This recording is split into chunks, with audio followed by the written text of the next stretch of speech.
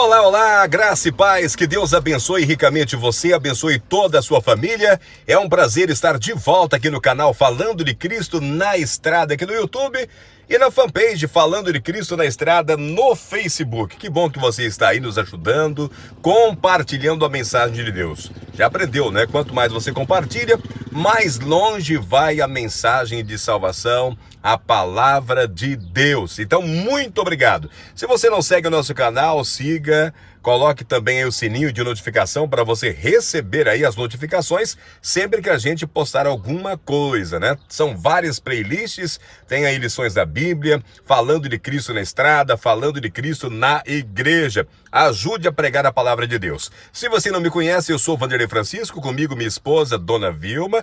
Nós estamos aqui ao lado de um campo, crianças jogando bola. Nós estamos encerrando o nosso horário de trabalho e há uma sombra aqui, aproveitamos para bater um papo com vocês sobre a Bíblia Sagrada, Gênesis. Está aqui em minhas mãos, estamos aí na reta final, faltam apenas 2 lições para a gente fechar o estudo de Gênesis. Estamos falando sobre José, a linda história de José.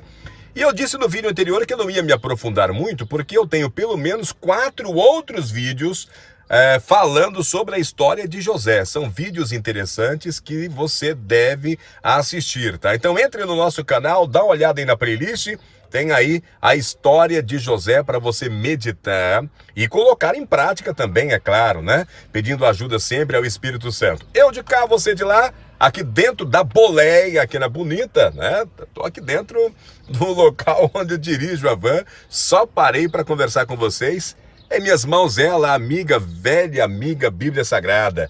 Lâmpada para meus pés, luz para o meu caminho, é a Santa Palavra de Deus. No vídeo anterior eu fiquei de mostrar para vocês também a lição, próxima lição, né? Provados pelo fogo, tá? Os irmãos da Igreja Adventista do Sétimo Dia já começaram a estudar. Brevemente aí, na próxima semana, já vamos estar falando aí sobre esse tema, Provados pelo Fogo. Uma lição que vamos estudar julho, agosto e setembro. Então sempre é uma temática, um livro da Bíblia, e sempre tem, né, estudos como este daqui, que vai abranger toda a Escritura Sagrada. Vamos falar e você vai entender por que nós somos provados, por que passamos por dificuldade, por que o crente sofre, né? Nem tudo é um mar de rosas. Tem muita gente que faz esse questionamento, né? Por que o crente sofre? Por que o cristão passa por perrengues, por dificuldade? Os exemplos bíblicos, a gente tem aqui a própria história de José que nós estamos estudando. A gente viu aí o quanto José sofreu, o quanto Jacó sofreu, o quanto os irmãos de José também sofreram, né? Para poder ter o coração purificado, transformado. E assim é a vida do cristão. Então nós somos provados pelo fogo para sermos apurados e nos tornarmos pessoas melhores, tá? Melhor para a missão, melhor para ser um resgatador. Somos resgatados do mundo, do pecado, para ajudar nesse trabalho de resgatar as outras pessoas. E Deus, Ele vai fazer exatamente isso comigo e com você também. Vamos orar então? Vamos falar com Deus? Querido Deus, amado Pai, em sua presença, Senhor, pedimos perdão pelos pecados e lhe agradecemos porque o Senhor nos dá a oportunidade de estudar a sua santa palavra. Nos dê a sua bênção em nome de Jesus. Amém. Amém. Bom, então deixa eu dar um pulinho aqui na lição número 12 e tecer alguns comentários, como eu disse para vocês. Eu não estou entrando muito a fundo, né? Apesar de dar aí uma boa interpretação, porque eu sou apaixonado por essa história. Olha como está toda riscadinha aqui, é a minha lição, as minhas observações, tá? E eu gostaria então que a partir de agora, em atitude de oração, você também acompanhasse aí com a sua Bíblia aberta, até porque nós não lemos os textos bíblicos, porque senão o vídeo fica enorme. O verso para memorizar é este, está aqui em Gênesis capítulo 41, verso 41, tá? E Faraó disse mais a José: eis que eu constituo autoridade sobre toda a terra do Egito. Faraó aqui se mostra um homem corajoso e se mostra também um homem de fé. Faraó, ele é pagão, tem os seus próprios deuses, né? O Egito tinha ali um panteão de deuses e o Faraó era considerado um sacerdote supremo. José acabara de falar para ele ali a revelação dos sonhos e que Deus tinha enviado o sonho para Faraó, tinha enviado a revelação e aqueles 7 anos, tanto de produção e também 7 anos de escassez, também era enviado por Deus. Meus amigos, a gente vê as pessoas em 2 fases. Às vezes, quando está prosperando, está tudo muito bem, as pessoas não agradecem a Deus de maneira correta, devolvendo, por exemplo, o dízimo, ajudando as pessoas, dando as suas ofertas, ajudando na pregação do Evangelho. Por outro lado, quando as coisas estão maus, quando vem uma seca terrível, o país passa por problema, você tem problema financeiro, as pessoas passam a criticar. E aí criticam a todos, né? Começa a criticar os políticos, achando que todos os políticos são culpados, até pela seca, ou se chove demais. A gente vê tudo isso daí, né? No jornal, TV, rádio, na mídia social, né? Mas nós estamos vendo o Faraó aqui não fazendo essa reclamação. Nós estamos vendo Faraó aceitando de bom grado aquilo que Deus iria enviar 7 anos de escassez, né? Então é importante a gente refletir. E refletir também sobre a história do remanescente de Deus de Gênesis capítulo 3, verso 15, que sempre tem uma missão. A história de José, quando você começa o capítulo 37, é a história de Jacó, é a história de Israel. José é filho de Jacó. Ele faz parte ali das 12 tribos de Israel, ancestrais. Nós somos Israel espiritual, né? Então nós olhamos para o contexto histórico aqui, lembrando que eles têm o papel de remanescente que deveriam atrair todas as nações a Deus.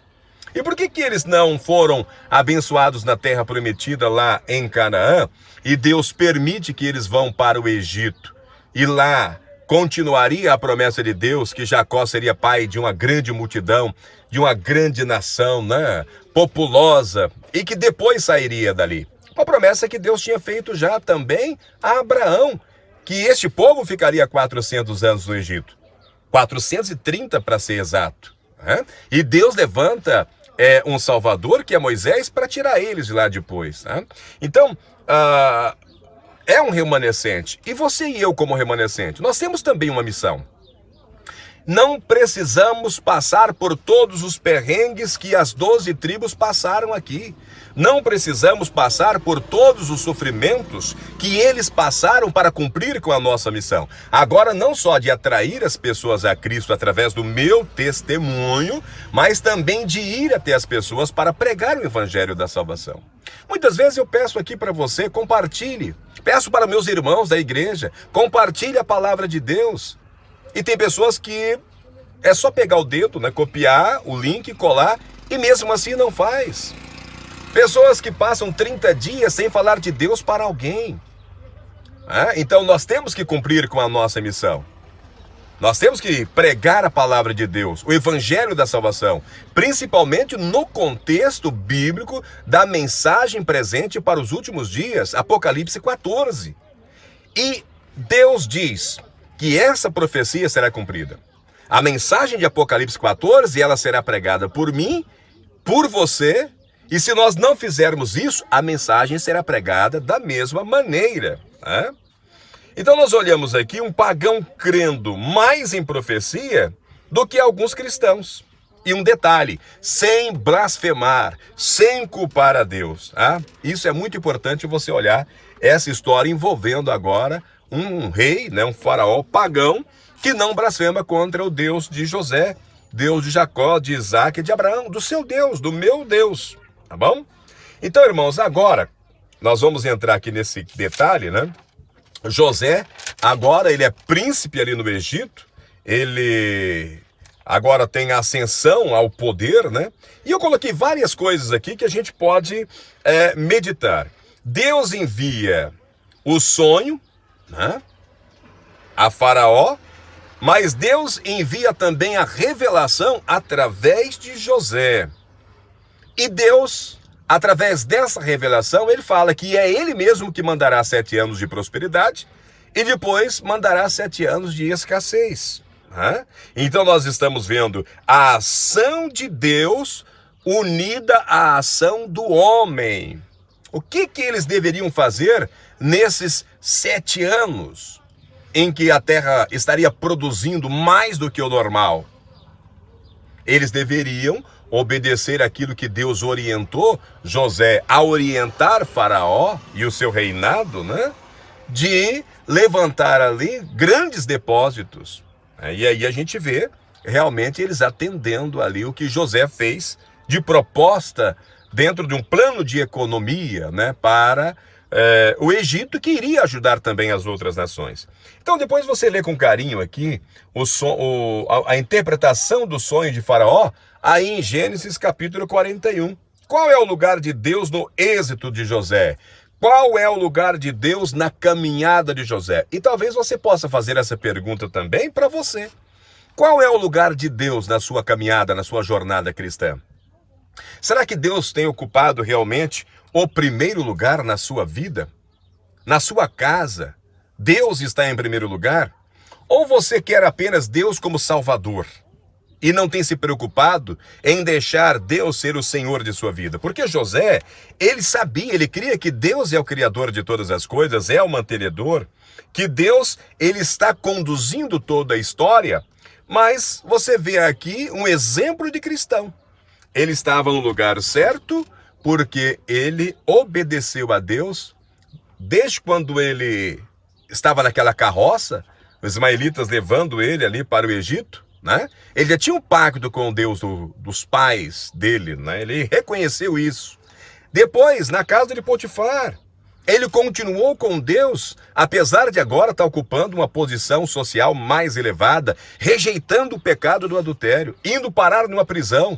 E lá na prisão, Deus continuava com ele. Os altos e baixos da vida de José, altos e baixos da vida do cristão. Mas ele permaneceu como um legítimo representante de Cristo aqui na terra. E agora, diante de Faraó, novamente, Faraó olha para ele e fica admirado, tanto com o Deus que ele representa, porque você é o representante de Deus. Meu querido irmão e minha querida irmã, às vezes, a única Bíblia que alguém vai ler é o seu testemunho, é a sua vida. Nós somos sacerdócio real. Você faz parte de uma nação santa. Você é príncipe. Você é co-herdeiro junto com Jesus, desse planeta e de todos os outros, de todas as galáxias. Então você tem privilégios, mas você também tem responsabilidades, né? Então Deus, ele dava a sabedoria a José, né? José confiava em Deus. Mesmo nos momentos difíceis, Deus estava com José, mas José também estava com Deus, e José honrou o nome de ser um verdadeiro cristão, né? Então, nós vemos aqui um bom exemplo de cristão. Um cristão em que Potifar podia confiar, um cristão que o chefe daquela prisão podia confiar, um cristão que Faraó pode confiar ao ponto de dar para ele o cargo de vizir, governador do Alto e Baixo Egito, a espécie de primeiro-ministro. Então, é um exemplo de cristão que deve ser seguido por mim e por você também. Ah? Muito bem.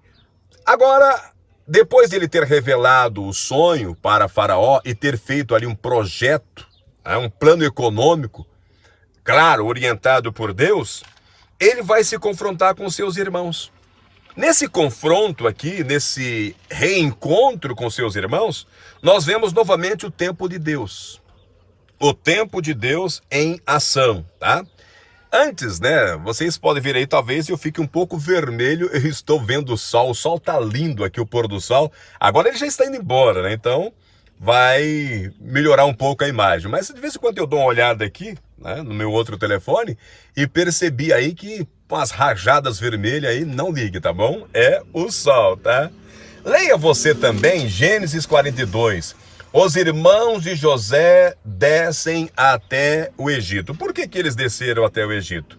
Porque havia a necessidade de alimento na terra que eles estavam. Às vezes eu fico olhando para a história de Canaã, depois de 400 anos, né? Que é onde eles saem do Egito, Deus promete ali a terra prometida. Quando os espias voltam lá para dar aquela olhada, eles trazem um relatório dizendo que tinha caixos, provavelmente caixos de uva, que precisaria de um homem para carregar. Então a gente vê ali que Canaã também é uma terra boa, né? Uma terra próspera, né? Agora, se José tivesse, meus irmãos, lá em Canaã, se os irmãos não tivessem vendido José e José não tivesse ido parar no Egito, talvez eles não precisassem fazer aí esse êxodo, né?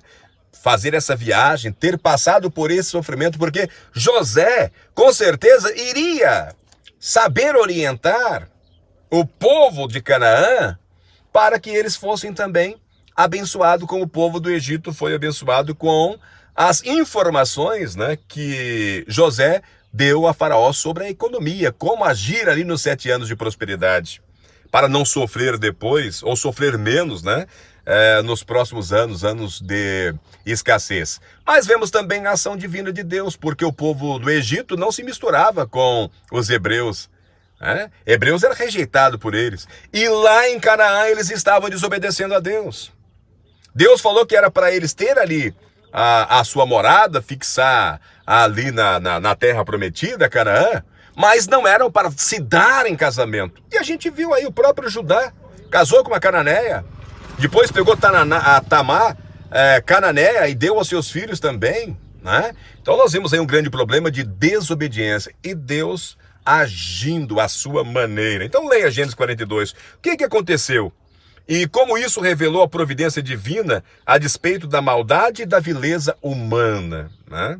Os irmãos de José tiveram que ir ao Egito para comprar cereais devido à fome. Segundo, José, quando viu os irmãos chegando ali, José reconheceu.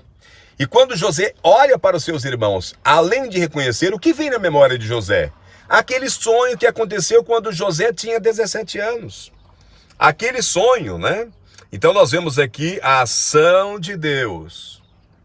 Nós vemos aqui o caráter providencial desse encontro, que é destacado por meio de 2 circunstâncias fundamentais. Qual é a primeira circunstância? Ele é visto como a realização do sonho de José.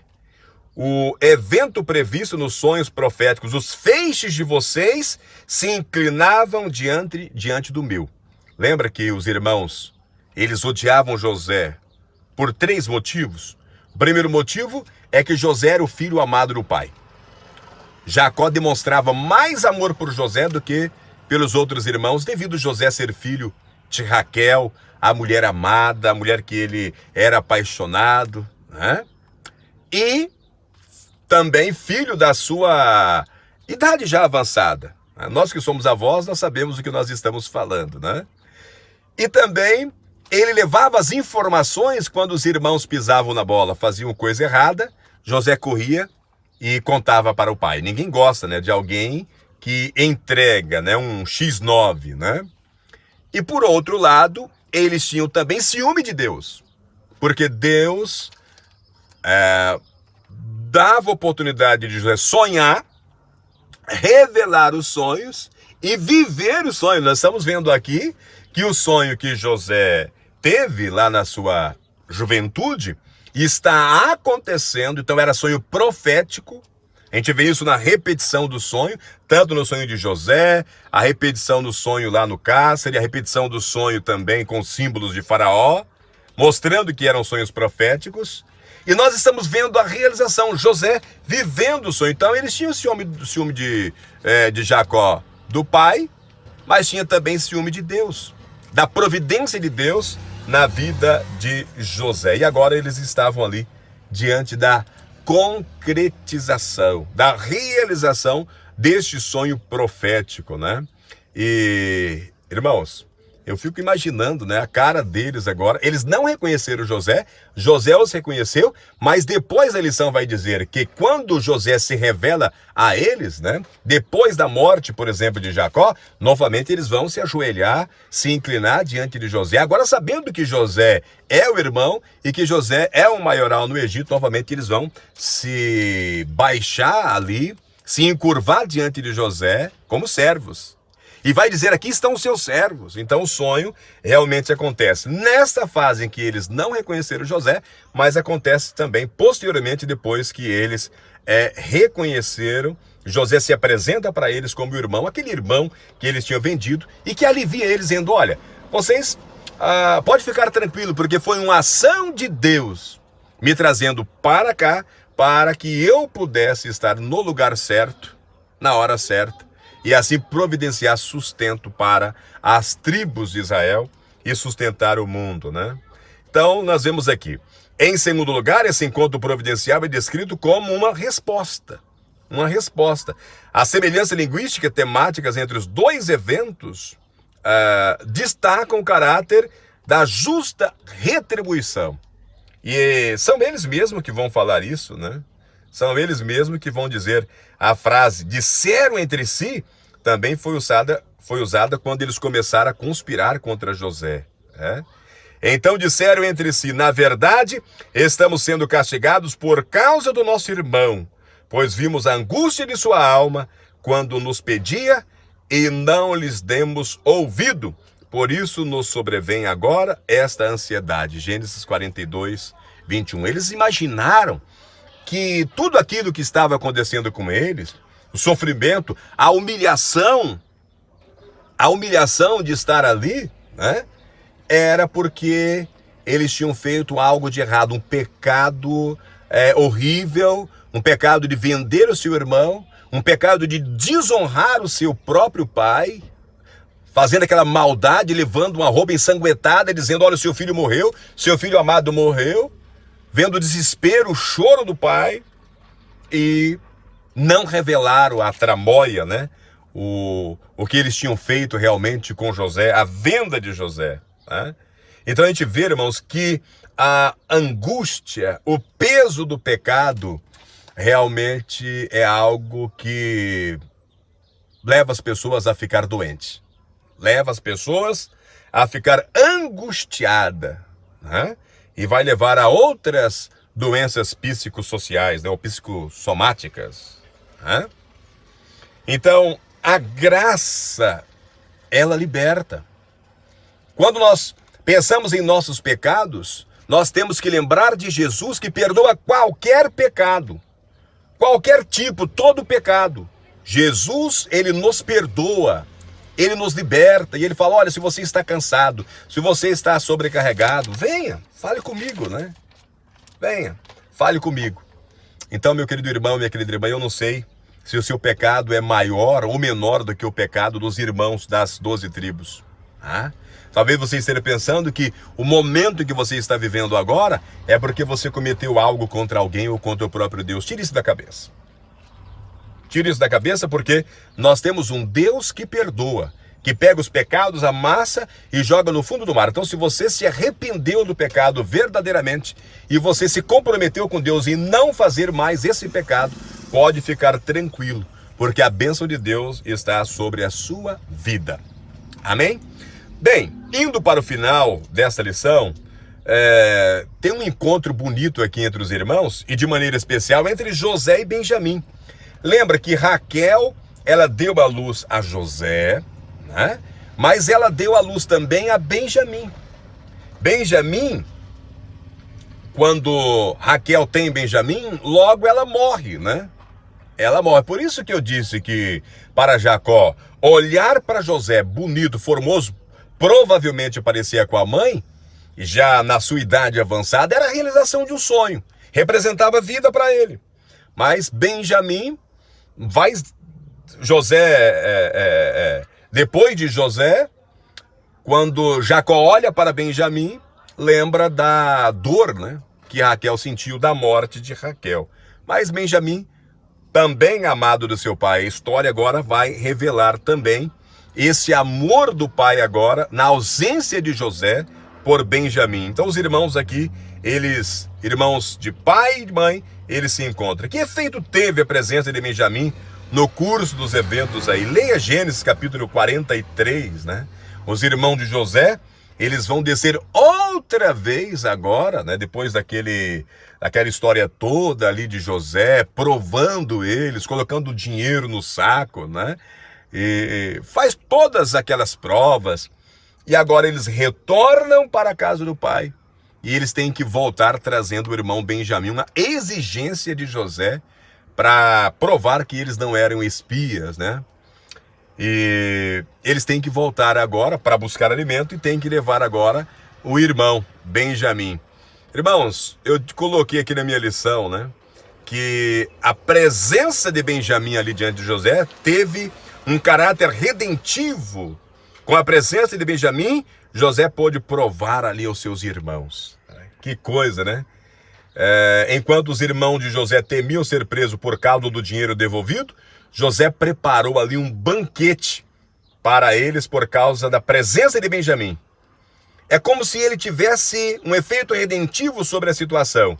Quando todos os irmãos estavam sentados de acordo com a idade e respeitando as regras de honra, Benjamim, o mais jovem, foi servido 5 vezes mais.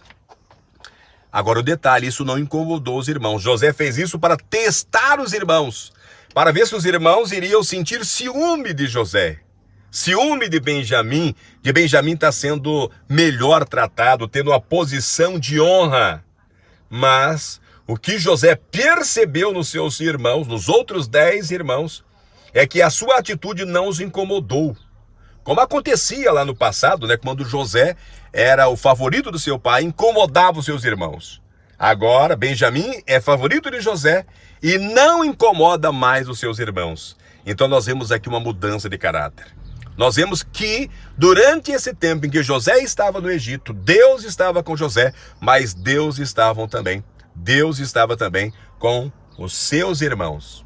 Então a gente fica imaginando a oração de um pai, um profeta, Jacó, que já tinha passado por todos os perrengues com esses filhos, que Deus escolheu para que atraísse as nações a Deus, o Criador. Pois é, a oração desse pai, eu fico imaginando que agora está dando os frutos. Eles têm os corações regenerados, são homens mudados, homens transformados. E só há mudança no coração do ser humano quando o ser humano permite que o próprio Espírito Santo transforme. Então nós vemos aqui uma transformação, novamente, a ação de Deus. Mas José queria testar mais. José foi um pouco além. E José vai colocar o copo, que ele chama de copo de adivinhação, mas o cálice mágico foi para José ali um pretexto para evocar o domínio sobrenatural e assim despertar em seus irmãos o sentimento de culpa para com Deus, tá? Esse copo não era mágico, José não acreditava na mágica desse copo, foi apenas um pretexto. E ele coloca agora o copo no saco de Benjamim, né? O saco de compras de Benjamim, tá? E para testar os seus irmãos, para ver se os seus irmãos iriam abandonar Benjamim à própria sorte. Qual seria a reação? Leia Gênesis 44, né? Por que José colocou o copo de adivinhação no saco de mantimentos de Benjamim e não dos outros irmãos? Ele queria que os outros irmãos... ele queria testar, provar se realmente os seus irmãos tinham mudado. Como eles reagiariam a essa situação? E se iriam defender Benjamim? Ou se deixariam Benjamim à própria sorte, né? Sendo o escravo, preso ou até culpado de morte. A intensidade da emoção dos irmãos e sua reação são significativas, irmãos. Estavam todos unidos na mesma dor, temendo por Benjamim, que estaria perdido como José, e como ele se tornaria escravo no Egito, embora fosse também inocente. Por isso Judá se ofereceu para ser levado como escravo em lugar de Benjamim, assim como o carneiro foi sacrificado em lugar do inocente Isaque. Judá se apresentou como um sacrifício, uma substituição, cujo propósito era justamente enfrentar aquele mal que assolaria seu pai. Um homem transformado, Judá. Da onde vem Jesus? Jesus, ele é o leão da tribo de Judá. Judá chama José e fala, olha, me permite falar aos seus ouvidos. Ou seja, me permite falar a sós com você. E conta a história de José. Olha, o meu pai perdeu um irmão perdeu um filho, nosso irmão, e nós somos culpados. Esse pai chora por esse filho até hoje, e agora ele não aguentaria perder o filho mais novo, Benjamim. Eu fico no lugar. Eu vou ficar no lugar dele. Liberta esse jovem para que o pai não sofra mais. Isso comoveu José. E mostrou também essa dor entre os irmãos, esse sentimento entre os irmãos, mostrou que o coração deles estava realmente regenerados. O Espírito Santo havia trabalhado na mente e no coração desses homens. Meus irmãos, a história era triste até aqui. Deus pode transformar. Então, meu querido pai e minha querida mãe, não desista do seu filho. Continue orando por eles, assim como Jacó continuou orando pelos seus filhos. E nós vemos a ação direta de Deus. Agora, eu repito, não precisa passar pelo sofrimento que eles passaram. Deus tem bênçãos para você. Basta você se posicionar para receber essas bênçãos. E José se revela para eles agora, né? José, ele não aguenta, ele diz: eu sou José, seu irmão. Que alívio agora para esses 10, para esses 11 irmãos, né? Porque Benjamim agora recebe também essa informação. Leia Gênesis capítulo 45. José dá-se a conhecer aos seus irmãos. Que lições de amor, fé e esperança podemos encontrar nessa história, irmãos? Eu coloquei aqui, né? Os irmãos de José mostraram arrependimento pelo que fizeram a José. O amor registrado pelo seu pai por Benjamim mostra a fragilidade, né, do velho Jacó, e que não aguentaria ficar sem o seu filho, e que leva agora José a perdoar também os seus irmãos. José, ele perdoa os seus irmãos e diz que entendeu que foi tudo providência de Deus, foi tudo providência divina para que as 12 tribos e o seu pai sobrevivessem. Eu fico lembrando da história de Noé. Noé, ele tem um pacto com Deus, uma aliança que nós chamamos da aliança da preservação da vida. E aqui nós temos José, né? A história de José. Jesus vem da linhagem de Judá. Judá, ele tem ali os 2 filhos gêmeos, mas é mostrado Pérez, filhos de Tamar, na linhagem de Jesus Cristo, né? E a própria Tamar também aparece entre as 4 mulheres da linhagem de Jesus Cristo. Então, de Judá vem Jesus, vem Siló, vem Jesus. Mas era necessário que José estivesse exatamente aí, como príncipe do Egito, para manter vivos seus irmãos e o seu pai, para que eles não perecessem pela fome. Então, é uma lição realmente extraordinária. José, ele declara, né? Deus me enviou. Essa referência a Deus tinha um duplo propósito. Não servia apenas para tranquilizar seus irmãos e mostrar que José não abrigava sentimentos ruins em relação a eles, mas era também uma profunda confissão de fé e uma expressão de esperança, porque o que tinha feito foi necessário para o grande livramento e a sobrevivência de um remanescente. E choraram bastante. José fala: hein, eu sou José, eu sou o irmão de vocês. Eles não acreditam em José agora, ele tem que falar novamente, dar mais uma informação. Eu sou José, aquele que vocês venderam para o Egito. Mas fique tranquilo, eu perdoo vocês. Deus me enviou para este lugar, para que eu pudesse providenciar a sobrevivência de vocês, a sobrevivência das nações. Deus me usou. E vocês foram apenas instrumentos. Não precisava ser assim, como eu falei. Mas Deus transforma o mal em bem. Nessa história nós vemos Deus transformando o mal em bem. Coisas ruins em coisas boas. Meus queridos irmãos e irmãs, todas as coisas vai contribuir para aqueles que estão em Cristo Jesus. Jesus, ele te ama, ele tem uma promessa para você, ele diz, não se turbe o vosso coração, não fique preocupado, não se desespere, como ele falou aqui para Jacó, não tenha medo, eu estou com você. Jacó, fica tranquilo, eu vou com você para a terra prometida. Jacó, não tenha medo, eu vou para você lá para o Egito, Jacó. Não tenha medo, porque depois vocês sairão de lá.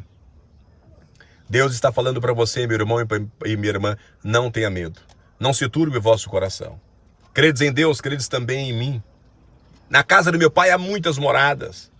Se não fosse assim, eu teria falado para vocês, eu vou. Meus queridos, Jesus foi. E ele está preparando o lugar e ele diz que voltará uma outra vez para levar você, levar a sua família, para que todos nós estejamos aonde ele estiver, porque ele te ama e ele não desiste de você. Próximo vídeo, nós vamos encerrar comentando aí a ida de Israel, Jacó, para o Egito, onde ele vai abençoar Faraó, vai abençoar os filhos de José e vai abençoar os seus filhos, seus 12 filhos, as 12 tribos de Israel. Que Deus abençoe você. Pense nisso. Um forte abraço e até o nosso próximo estudo. Amém.